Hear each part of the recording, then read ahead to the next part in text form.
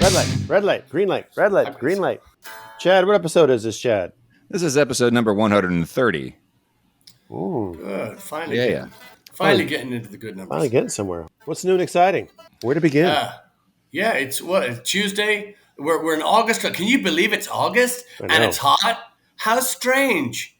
We should have our weather channel. Yes, today is going to be sunny and hot. Back to you, Chuck. Yeah, exactly. First week of August, we got some shows coming up, right? Let's talk about some shows real quick. Yes, we do. Friday. Ashford Pub. Living room. Who's there? It was going to be Kristen's first time playing with us there. Oh, that's right. Yes. Kristen Jensen. What? Yeah, that's going to be fun. Been a couple of months now since we've been there. 2. It's been a while, yeah. Ooh, yeah. So Kristen Jensen on fiddle. Early start, 9:00. Early finish. Early for us, yeah. Look at you, always trying to get out of it. Yeah. So early, and then Saturday up to Round Rock, Crate and Barrel, or the Cork and Barrel, the Cork and Fork, the Barrel of Monkeys. Sábado Gigante. Whoa, that's Saturday. Oh, it'll be a good show. That's an early start as well, I believe. 6 p.m. That's freaking really 6 early. p.m. Yes. Yeah, which means we got to leave Houston by 5. Yeah, so we can get there because it's at least by 5 on Friday. Yeah. So we're going to be celebrating. Sorry, we're going to be celebrating somebody's birthday this weekend too. Oh, that's right. Yeah. Biggest and best time of the year. Yeah. I hope there's cake. Oh. Yeah, so I'm going to be actually I would suggest coming out to the Ashford, and if you're out west, maybe you come to the Crate and Barrel, because I don't think I got much longer. I really don't. I think this is it. I think this might be my final year. It's the old one foot on the banana peel and the other foot is you know where. Yep. Mm-hmm. Yeah, the other foot's kicking the head down. So yeah, obviously the biggest, best time of the year. It's great to turn 49 again, right? Yes, it is. Yes, it's 69. Yeah. And so God, so much has happened since we saw you last time. We were bitching about the festival sound, not the festival. We're gonna look at some new locations with the Penlands for next year, because nobody's going back to the warehouse live for that shit. So and speaking of things not to go back to, we were talking earlier about the wearing of masks again. We saw some festival in Louisiana and had Chad was saying that they got canceled because the numbers are going crazy in the wrong directions. And so just as a public service announcement, we 3 are going to be, just taking it very, very careful, and just, we're we care about our own families, but we care about yours too. We don't want this shit to go any further than it has already. Unfortunately, this thing became this big debate, and all the cocksuckers without a degree were putting their medical expertise on display, and the doctors were no, that's not how it works. So so there was some bad information, and there was some idiots telling you how things are going to be, and then it didn't become that. So we're just going to be being careful, and just that we hope that you are too, and protect yourself and your families, and blah blah blah blah blah. Just fucking depressing to even say those words, but like I said many times before, I look much better in a mask, so I'm happy to do it. Yeah, just I don't know. As Eric was just saying before we started recording, we can only take care of ourselves. That's really all we can do. We can't, unfortunately, take care of other people. But it's just it's maddening when you see festivals biting the dust like this, that's exactly how Dash Rip Rock put it. That's how I found out about it. It's like a replay of last year. So we'd kind of like to minimize this as much as we could, and the most we can do is protect ourselves and try to prevent this thing from getting around any faster than it already is. Yes, sir. So well said, gents. Yeah, and as far as the taking care of others, I beg to differ again. I just saw on Sienna Nania's post this morning that they thanks to everybody's generosity, the Sienna Francis house that we did the benefit for up in Nebraska was able to donate a whole bunch of soap and razors and toiletries, all this stuff to the thing. So there's you can take care of other people, and in that regard. But I'm just saying. So that was a nice thing to wake up to, and they're very grateful. Sienna Francis House in Omaha do amazing work with the homeless, and they're just we're as you know, our coffee benefits them. So it's that was a nice bit of news in this big crock of shit that we're having to deal with now. Yeah, that's cool. Speaking of some bad news, we had a couple deaths in the extended musical family last week, and June Narnia reached out to me and said that I needed to buy Chad a cup of coffee or a piece of cake because we had a drummer and a bass player pass away recently. So I owe you some cake, Chad, apparently, and June's gonna pay for it. Ha ha. Okay. Yeah. So I had a dream He about was being cake, funny. actually. Yeah. Well, Dusty Hill is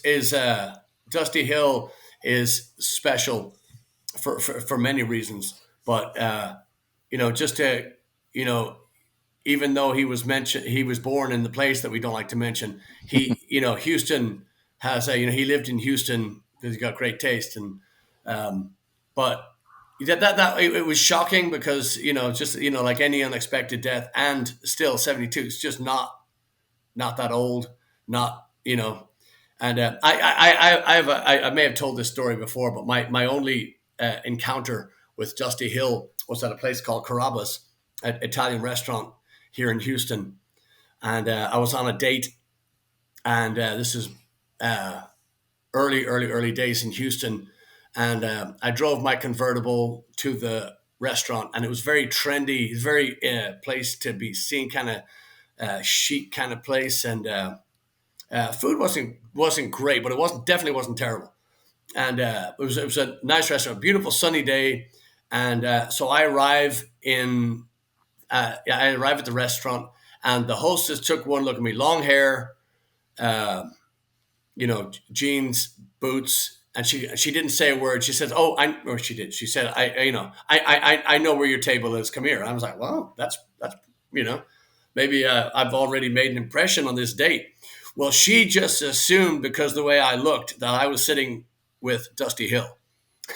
So she brings me over to that table, and Dusty Hill and his entourage are at the table, and he looks up at me, and I looked down at him, and I looked at her, and I said, no offense, but my date is a lot prettier. So he laughed, and then I went back to the door, found my date, went on. But it was in any other situation like that. I was at a restaurant where Clyde Drexler, the Houston Rocket, he was at one time, and that guy didn't even look up from his table. But Dusty Hill just couldn't have cared less that the place was packed and whatever. But we had caught each other's eye throughout the meal, and he just kind of like, yeah, you're right. She's prettier than me.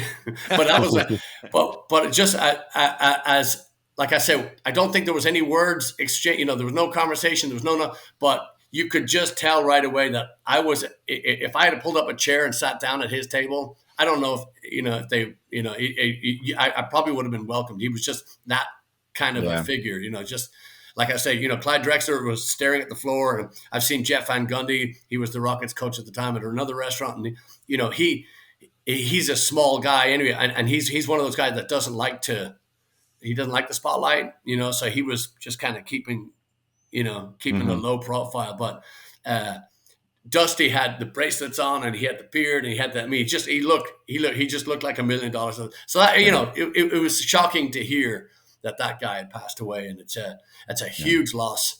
I know that Frank and Billy are going to be, they've apparently got the bass covered, but they're that electricity that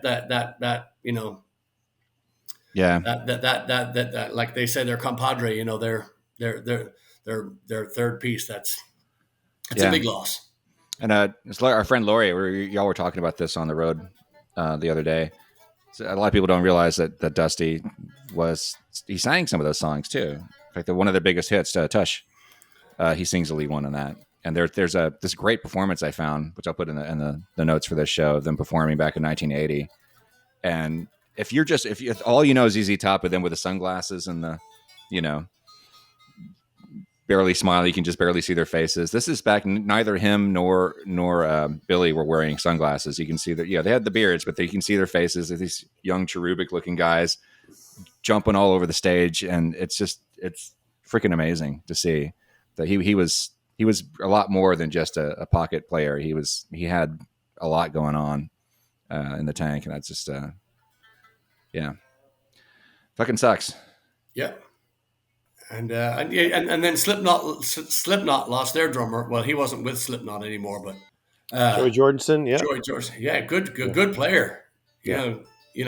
Played a little bit much for my taste, but I mean, goddamn, that kid could. And what 40, 46? Just young, very very young, just a kid. Yeah. So so cheers to the rhythm section, to the fallen, yeah. Mm-hmm. Clink the clank. Yeah. And we also lost our friend David Steele, who was one of the door guys at Continental Club for a long time. Just a dude with a heart of gold, and just knew everybody. And as I saw in the comments, he was famous for the way he handled troublemakers at the club, and people who were hanging around outside, like loiterers and stuff like that outside. He was very, very efficient at getting rid of unwanted characters around the club. Yeah, he was hired after I left the Continental Club, and when I would come back to play shows, he was always, like you say, just so a wealth of information, but always wheeling and dealing. Always had 2 or 3 different guitars that he had just picked up, and sense of humor beyond. Crease, the sound guy at Continental for most of my time there, Crease is one of the driest, most sarcastic, funniest people on the planet. And actually, he does a lot of work with Billy Gibbons from ZZ Top. They're beyond friends. They're working friends as well. But Crease is this hysterically dry, witty, blah blah blah blah blah, on and on and on. Can't say enough good things about him. But David Steele, Wavy Gravy, whatever you would call him, he could just coast along on that thing. Not be, to me, there's nothing more tiring than somebody that's not funny that thinks they are. There's just they have a way of sucking the air out of the room and just really just driving you away. There's the comedians that steal, we've talked about that, but then there's these people that just have this natural rhythm that's funny. That's just and it's you just don't tire of it. And that was him. Great, big, lots of knowledge, lots of wit, and just not spitting it out all the time. Just kind of, like I say, just kind of bouncing off the conversation. But like, as far as the bouncer went, I've seen him do a move, and he was a heavy set guy, big beard, heavy set guy. And if you looked at him, you might make the wrong move. You might say, I could take this guy. I mean, I've never seen moves this fast. And then you just kind of find yourself in a pretzel knot with a knife at your throat, and it's just, oh, okay. I've seen that. And so there was never any trouble when, because the Continental, that area, so they're at Main Street in Midtown Houston, and that area took a beating. Right when they opened, they put the light rail in. So those guys lost years of revenue. And Yeah. did they pack their bags and go home? Fuck no. They made it better and better and better. Those guys worked their ass off. The Continental Club has worked harder than any other. I challenge you to find a club that's worked harder and been, just more brilliant than those guys. Anyway, so yeah, he was an absolute gem, and I had no idea he was sick. So it was another complete Yeah. shock. Yeah. Yeah. That's the shite part of getting old, Yeah. kids. My favorite memories with him was we were I think it was you and me and Chris and David were all standing out front, and there's some guy who'd been hanging around the club, shaking people down for money or something, was on approach, like coming across Main, and David sees him. Oh no, not this guy again! Excuse me, and he walks over, and the guy sees David and just turns around, walks the other way.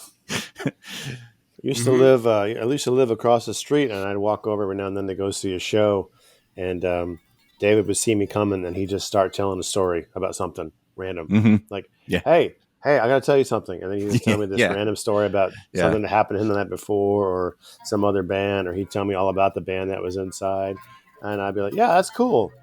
Hey, Dave, can I come in? He'd be like, oh yeah, sure, of course, and he opened the door and let me in. Yeah. But always telling these random stories all the time. Yeah, all the time. But he would wait when we were playing shows there. He would wait until after the show, most of the time, before he'd start doing that. But yeah, he was a really cool guy. Yeah. So I think we have a couple of new songs for this weekend, don't we? Yeah, new. Well, one of them is new. Yeah. Well, there's the song from. Well, we played it last Thursday at Meanwhile Brewing. One of the songs from the record, which we haven't been playing out much. Why? Because it was written in the studio essentially, and during the pandemic, so we didn't really get around to rehearsing it or playing it out until recently. That would be Lights of El Paso. Was there something else we just added? Yeah, we did Jailhouse, Jailbreak, Jailbreak, whatever, and then we Jailhouse also Break. did Jailhouse Break from the boys from the Jailbreak House of County Hell Break. Yes, right. So yeah, we brought back 2 old numbers from the depths of our repertoire. Yes. Yeah. 2, 3, go. I'm not sure if that came through or not, but It did. It did. Yeah, I heard it. So we got some new stuff. We got Kristen coming in for the first time, and I'm really excited about September. We're putting the final touches. We're putting the back end of our September tour together, and so that's going to hit. And then I'm going to this was not mentioned before the recording light came on, but I am going to be putting some weekday shows in, because we are going to I was just looking at the calendar, and I think because of last year some dates had been put on and been erased, and the event didn't leave the calendar. So anyway, so to cut a long story short, there is there were some dates that I thought were booked that were not. So there's going to be some new dates appearing. So make sure you go to blaggards.com and you go check your dates, because we might be coming to your town ASAP. So look out for that. Yeah. excellent news. Yeah. So I think that's the CD went live too. We are on all the music platforms now. That was fun yesterday. I got a note from YouTube that said it was on there, and people had started listening to that. And then Spotify, Pandora blew me away. It's approaching 67 million plays. Our total thing, but that kind of blew me away. Yeah. I said, wow, my mother really listens to a lot of music. Yeah, it's stunning to watch that, because for a long time Spotify was kind of in the lead, and I'm not talking just for our stats. I think this represents just usage in general. Spotify seemed to be way more popular than anything, but now Pandora is like, it's kind of over. It seems like it's about to overtake it. It's remarkable to me how popular it is. I guess because it's not I guess there is a premium option. You have Pandora now where you don't have. You can actually choose what you listen to. I think that must be why. But that's really cool to see. It's because everybody's dying to get into Pandora's box. That's why it's so popular. Oh, now I'm hungry. Gotta eat. Indeed. So yeah, but if you are, this is something I just learned recently. There's a platform called Deezer, which our friend Davey Bryan brought to my attention, which we were already on because our distributor just puts us on everything. They have an option it's a premium thing where they give you higher quality audio, Deezer Hi-Fi or something like that. Apple Music has the high res version of our record up there as well, just by default. You don't have to pay any extra money for that with them. And also there's another service called Tidal, where we have the master badge, meaning it's the highest resolution they could possibly deliver of that record. So it's going to be, if you listen to the record on those 3 platforms, it's going to sound better than it will anywhere else. Theoretically, even better than the CD. Oh, and then biggest news of all is our CD release party this month. August 21st. It's only 19 days away. Yeah. So at the aforementioned Continental Club, August 21st. August 21st. Mm-hmm. Early start time. 6 p.m. 5 a.m. But yeah, that's gonna be a lot of fun. A lot of fun. Mark your calendars. We want to see everybody out for that. That's gonna be a big deal. We got an MC. We've got some guest players coming in, and we are gonna have ourselves some fun. Yeah. So you can buy your tickets now. Yeah, I would strongly suggest that. And then because it may sell out, and it's going to be. Yeah. I think we had listed originally we thought it was 7 p.m. start, but they've changed it to 9 p.m. now. I think because the things are relaxing a little bit at the club as far as the hours and so forth. Fingers possibly crossed. Originally we didn't know if it was going to be inside or out, but it's going to be inside. So yeah. Anyway. But yeah, just definitely mark your calendars for that. That's going to be one that you shall not miss. You really should not miss that one. That's gonna be a blast. And then like I said, MC, we got the thing. Yeah. So why don't we wrap this baby up, tie it up, and dunk it in water? What do you think? Let's do it. Yeah. And we should have a guest on for next week. We got some people in the pipeline, but working on a thing for next week. So listen. Thank you for listening. Thank you for being a part of this. We're delighted to have you along for this ride. We're gonna have some new shit here coming up very soon. Stuff you've never heard before, and we're excited. So come on out this weekend, and hope to see you at the Ashford Pub, 9 p.m. this Friday, and then Cork and Barrel, Round Rock at 6 p.m. And always a great time out in Round Rock. Yep. All righty. See y'all. Thank you. You guys.